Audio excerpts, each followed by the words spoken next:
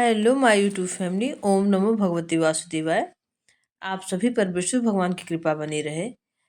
षष्ठिला एकादशी के दिन का उपाय। आज जो है षष्ठिला एकादशी है। इस दिन अगर आप छोटा सा उपाय करते हैं तो आपके घर में सुख समृद्धि भरेगी, साथ ही आर्थिक तंगी होगी तो सभी घर में जो भी नकारात्मक ऊर्जा है वह घर से बाहर जाएगी। तो इस दिन क्या करना है? षष्ठिला एकादशी के दिन माघ की एकादशी है। माघ में तिल का बहुत ही महत्व है। श्री हरि विष्णु जी को माखन मिश्री का भोग लगाएं और मंदिर में उनके आगे बैठकर ओम नमो भगवते नारायण मंत्र का जाप 108 बार अवश्य ही करें। और क्या करना है इससे? अगर यह उपाय आप करते हैं तो इससे करियर में आने वाली सारी समस्याओं से छुटकारा मिल जाएगा। और इस दिन अगर आप व्रत हैं तो दूसरे दिन द्वादशी को, एकादशी के दूसरे दिन द्वादशी को ब्राह्मण को भोजन कराने के बाद ही खुद भोजन ग्रहण करें। और अगर एकादशी के दिन उसी दिन आप ब्राह्मण को भोजन कराते हैं तो आपको और भी उत्तम फल की प्राप्ति होती है। तो एकादशी के दिन जो है, अगर आपके घर में आर्थिक तंगी है और सुख समृद्धि की कमी है, बहुत ही परेशानी है, तो इस दिन आप यह उपाय अवश्य ही कर लें। जो भी माँ बहनें और चैनल पे भाई बहन माँ जो सब देखती हो, उनसे मेरा निवेदन है कि पूरा वीडियो जरूर देखिएगा और यह उपाय आप करके देखिए। आपको लाभ अवश्य ही होगा, क्योंकि यह जो है दिन षष्ठिला एकादशी का दिन बार बार नहीं आता। एकादशी तो महीने में दो आती है, लेकिन कुछ जो है एकादशी का बहुत ही बड़ा महत्व है। जैसे ये साल में एक बार आती है, षष्ठिला एकादशी साल में एक बार आती है। तो इस दिन अगर आप कोई उपाय करते हैं तो उसका पूर्ण फल आपको प्राप्त होता है। तो आइए जानते हैं उपाय क्या है। इससे पहले जो भी चैनल पर नए हैं प्लीज़ चैनल को सब्सक्राइब कर लीजिएगा और वीडियो को लाइक कीजिएगा, ज़्यादा से ज़्यादा शेयर करिएगा। और आप कुछ भी प्रेम से अपने मन से, चाहे विष्णु भगवान या ओम नमो भगवते वासुदेवाय, कुछ भी प्रभु का नाम लिख के कमेंट अवश्य कीजिएगा। तो आइए जानते हैं क्या उपाय करना है। षष्ठिला एकादशी माघ मास की कृष्ण पक्ष में आने वाली एकादशी तीर्थ धार्मिक दृष्टि से अत्यंत पवित्र मानी जाती है। यह दिन भगवान विष्णु की आराधना और पुण्य प्राप्ति के लिए विशेष महत्व रखा जाता है। इस दिन जो है, यह दिन भगवान विष्णु की आराधना और पुण्य प्राप्ति के लिए है। और भगवान विष्णु के पसीने से उत्पन्न तिल के उपयोग को अनिवार्य ही बताया गया है। षष्ठिला एकादशी का अर्थ है कि तिल के 6 प्रकार से उपयोग करना। इस उपायों से पापों का नाश, पितरों की शांति और सुख समृद्धि की प्राप्ति होती है।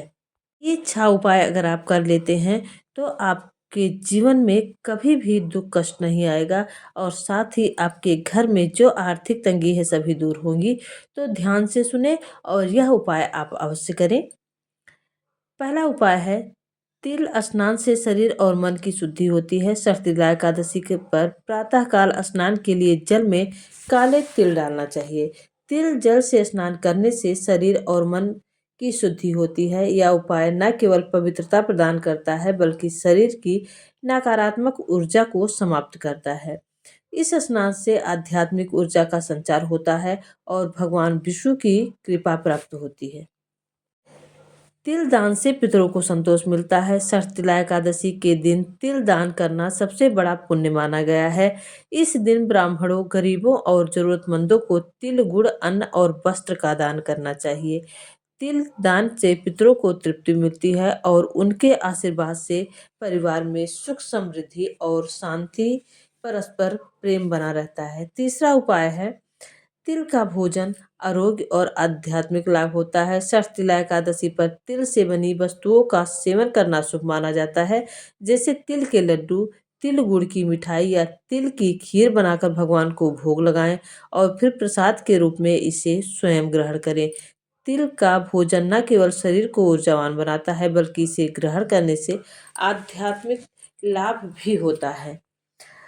तिल दीपदान से जीवन में प्रकाश होता है। तो चौथा उपाय क्या करना है आपको? ध्यान से सुने। अगर ये 6 उपाय करते हैं तो आपके घर में दुख कष्ट सारे मिट जाएंगे। जो भी रोग हैं, शारीरिक कष्ट हैं, सभी मिट जाएंगे और घर में सुख समृद्धि आएगी। चौथा उपाय है तिल दीपदान। इस पावन तिथि पर विष्णु भगवान और तुलसी माता के समक्ष तिल के तेल का दीपक जलाना अत्यंत फलदायी माना जाता है।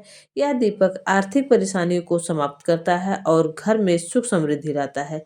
तिल के दीपदान से देवी देवता प्रसन्न होते हैं और जीवन में सकारात्मक ऊर्जा का संचार होता है। यही पांचवा क्या है? तिल हवन। हरतालिका एकादशी पर तिल का हवन सभी प्रकार के दोषों का निवारण करता है। कोई काम आपका नहीं पूरा हो रहा है, बहुत दिनों से अटका हुआ है, कुछ दोष है, दूषित जो है जिससे हर कार्य में बाधा आ रही है, तो इस दिन क्या करना है? हवन में काले तिल, गुड़, गाय का घी और अन्य सामग्री मिलाकर आहुति दी जाती है। यह पितरों को संतोष प्रदान करता है और घर की नकारात्मक ऊर्जा को समाप्त करके यह उपाय परिवार में सुख समृद्धि का मार्ग जो है दर्शाता है। साथ ही जो है नकारात्मक ऊर्जा सभी घर से दूर हो जाती है और सकारात्मक ऊर्जा का संचार होता है। तो छठवां है तिल तर्पण, पितरों की तृप्ति। इस दिन जल में तिल मिलाकर पितरों को अर्पित करना तर्पण कहलाता है। यह तर्पण पितरों की आत्मा को शांति और तृप्ति प्रदान करता है। पितरों की कृपा से परिवार में सुख शांति और हर प्रकार की बाधा दूर होती है।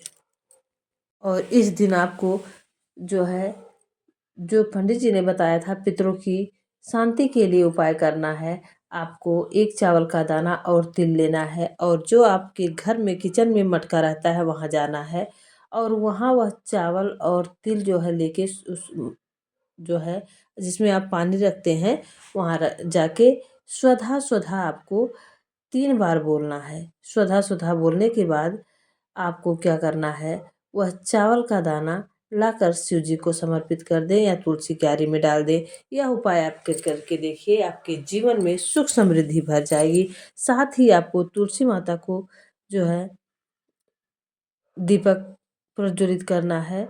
एकादशी को कहा जाता है कि एकादशी को तुलसी माता व्रत रखती हैं, तो अगर इनका व्रत भंग होता है तो तुलसी माता नाराज होती है और तुलसी माता नाराज होती है तो घर में आती है दरिद्रता, क्योंकि तुलसी माता लक्ष्मी जी का रूप है और अगर लक्ष्मी तुलसी माता नाराज होंगी तो लक्ष्मी माता जो है क्रोधित हो जाती हैं। तो इस वजह से क्या करना है आपको? तुलसी माता में जो है एकादशी के दिन जल नहीं चढ़ाया जाता, लेकिन आप दीपक प्रज्वलित कर सकते हैं। और आप तुलसी माता की परिक्रमा एकादशी के दिन अगर आप करते हैं 108 बार, आप ज़्यादा नहीं कर सकते तो 11 बार, 21 बार, 51 बार, जितनी बार आपके पास शक्ति हो उतनी बार आप करें और उसके बाद परिक्रमा करें। परिक्रमा करके आप जो है ओम नमो भगवते इस मंत्र का जाप करते रहिए और जब 108 हो जाए उसके बाद आप जो है उसमें आप परिक्रमा कर सकते हैं। अगर आपका पेट छोटा है, नहीं कर सकते, कहीं ऐसी जगह है तो आप उसमें 108 बार कलावा बांध सकते हैं। तो इससे विष्णु भगवान अति प्रसन्न होते हैं, क्योंकि तुलसी माता विष्णु भगवान की प्रिया हैं और अगर तुलसी माता की पूजा अर्चना की जाती है तो विष्णु भगवान अति प्रसन्न होते हैं। साथ ही आपको हर जगह तिल का भोग लगाना है। विष्णु भगवान की प्रतिमा के सामने आंवले के वृक्ष के नीचे एक तिल का दीपक लगाना है और तिल के लड्डू का भोग लगाना है। ऐसे भोले बाबा की पूजा करनी है, लेकिन तिल का प्रयोग आपको करना है। जल चढ़ाते समय, नहाते समय तिल का प्रयोग आप करेंगे तो आपके घर में जो है सुख समृद्धि भर जाएगी। और आपको तुलसी का भी उपाय करना है। साथ ही भोले बाबा को तिल का लड्डू और जो है तिल जो है डालकर 1 लोटा जल समर्पित करें भोले बाबा को और घी का दीपक जलाएं, चंदन लगाएं।